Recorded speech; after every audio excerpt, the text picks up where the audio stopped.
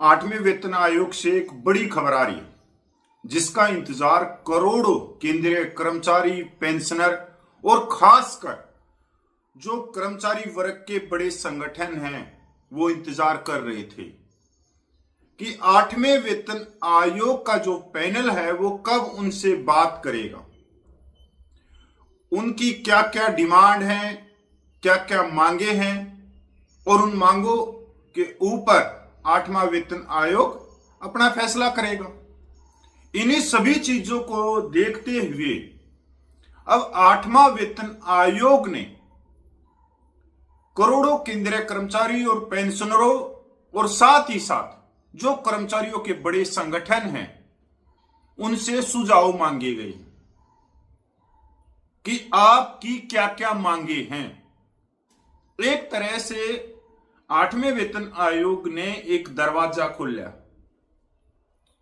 कि कर्मचारियों का जो जीवन है, जो नौकरी का जीवन है, उसमें क्या क्या कठिनाइयां, तो उन कर्मचारियों के लिए क्या क्या वेलफेयर होने चाहिए, उनका पे पेंशन का स्ट्रक्चर, उनके अलाउंस, दूसरी वेलफेयर की जो भी स्कीमें हैं उनमें किस तरह से बदलाव किया जाए। साथियों, सबसे बड़ी बात तो यह है कि पहले जो बड़े संगठन होते थे कर्मचारियों के, वही आठवें वेतन आयोग से मीटिंग करते थे, अपने डिमांड रखते थे, अपनी मांगे रखते थे। पर अब की बार आठवें वेतन आयोग ने 1,20,00,000 कर्मचारी और पेंशनरों के लिए सीधे दरवाजे खोल दिए।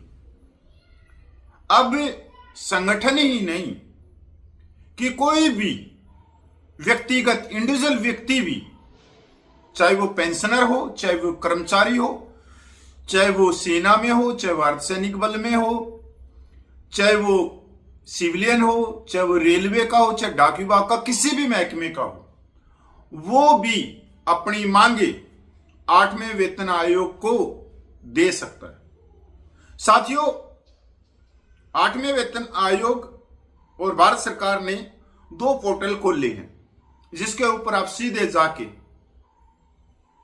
अपनी मांगे दे सकते हैं। तो पूरी खबर पे चलते हैं।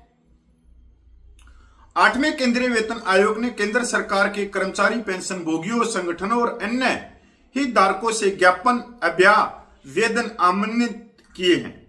यह आमंत्रण आयोग की आधिकारिक वेबसाइट पर उपलब्ध ऑनलाइन प्रारूप के माध्यम से दिए जा सकते हैं।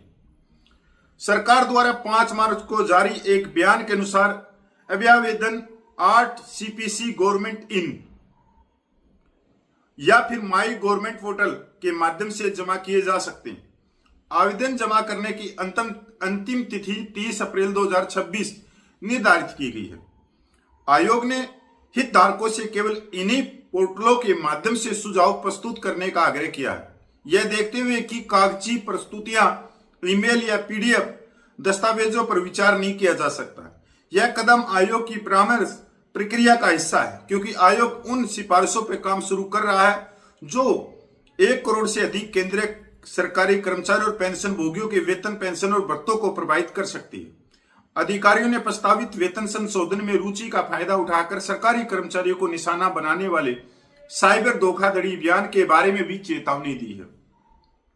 गृह मंत्रालय के अधीन भारतीय साइबर अपराध समन्वय केंद्र I4C ने कहा कि धोखेबाज व्हाट्सएप जैसे मैसेजिंग प्लेटफॉर्म पर वेतन कैलकुलेटर के रूप में दुर्भाग्यपूर्ण एप्लीकेशन फाइलें प्रसारित कर रहे हैं। उसके साथ ही जो यूट्यूब पर कोट टाई वाले यूट्यूबर आते हैं और नीचे वो अपने व्हाट्सएप चैनल का लिंक भी डालते हैं, उनसे भी सावधान रहने की जरूरत है। सुरक्षित कैसे रहें? अधिकारियों ने चेतावनी दी कि ऐसी फाइलें हमलावरों को उपकरणों तक पूछ प्राप्त करने और संभावित रूप से जुड़े बैंक खातों से धन निकालने की अनुमति दे सकती है। सरकार ने कर्मचारी और पेंशन भोगियों को आठवें वेतन आयोग से संबंधित जानकारी और प्रस्तुतियों के लिए केवल अधिकृत पोर्टलों पर ही भरोसा करने की सलाह दी है। सरकार ने एक तो यह कहा कि जो करोड़ों केंद्रीय कर्मचारी पेंशनर हैं वो कोई भी सुझाव दे सकता है अपने वेतन अपनी पेंशन, अपने भत्ते, अपने वेलफेयर के बारे में, और वो गवर्नमेंट पोर्टल पे ही जाके देने पड़ेंगे। दूसरा उन्होंने कहा है कि जो व्हाट्सएप के ऊपर जो नया वेतन 8वें वेतन आयोग के रिकॉर्डिंग, उसमें जो नया वेतन बनेगा या नई पेंशन बनेगा, उसकी एक टेबल दिखाई जा रही है कैलकुलेटर की। अब जैसे ही वो फाइल के ऊपर आपको लिखा होगा APX, आप जैसे ही उसके ऊपर क्लिक करते हो तो आपका अकाउंट खाली हो जाता। तो इससे भी उन्होंने सावधान किया। साथियों, अब आते हैं मेन बात पे कि करोड़ों केंद्रीय कर्मचारी पेंशनरों से सरकार ने सुझाव मांग लिए। अच्छी बात है, सुझाव मांगे। साथियों, 1,20,00,000 के करीब कर्मचारी और पेंशनर है। अगर 1 लाख भी सुझाव चले गए सरकार के पास में, इनको पढ़ेगा कौन पढ़ेगा? अगर आयोग के अध्यक्ष और उनका जो भी कार्यकारिणी पूरी टीम है, अगर वो भी पढ़ेंगे तो कम से कम 2-3 साल का वक्त लग जाएगा। 1 लाख लेटरों को भी पढ़ने में वो लगाएंगे। तो मेरे को समझ में नहीं आ रहा कि ये हो क्या रहा है, जबकि जो केंद्रीय कर्मचारियों के बड़े संगठन हैं, सिर्फ उन्हीं से बात करके, और क्योंकि वो संगठन भी तो उन कर्मचारियों का नेतृत्व करते हैं। अब उन कर्मचारियों की मांग जो संगठन के पास में आई, संगठन के नेता के पास में आई, उनकी टीम के पास में आई, तो वही मांगे वो सरकार को सौंपेंगे।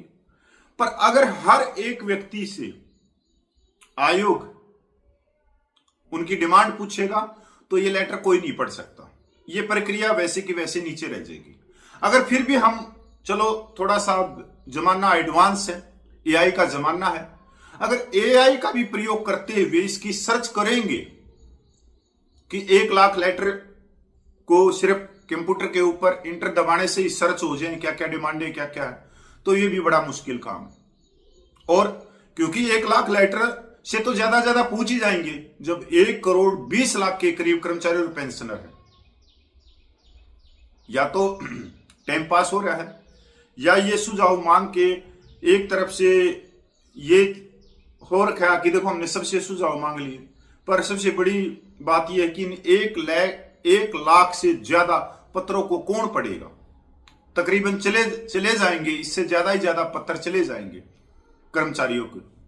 साथियों नमस्कार, अगर आप लोगों को भी, आप किसी भी डिपार्टमेंट से जुड़े हुए हो, आप कर्मचारी हो, पेंशनर हो, अगर आपका भी कोई सुझाव है, अगर आपकी भी कोई मांग है आपके वेतन, पेंशन, भत्तों या वेलफेयर की, तो आप भी 8वें CPC की जो सरकारी वेबसाइट है उसके ऊपर जाइए और अपने सुझाव दीजिए। साथियों नमस्कार, मैं पूर्व सैनिक कपिल फौजी।